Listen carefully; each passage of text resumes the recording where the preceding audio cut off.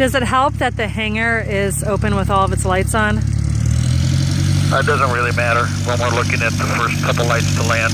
The biggest thing is trying to gauge where the trees are on the other side of the pond. We need the other runway light or landing light working on the plane, then we can see the trees, I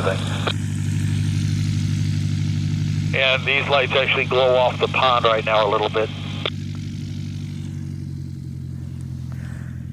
Yeah, I can see your front light on the water.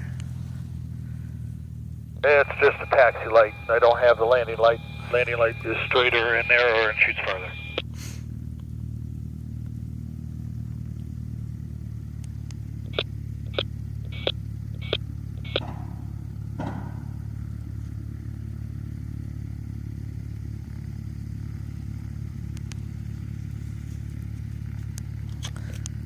Is Matt getting any video of this?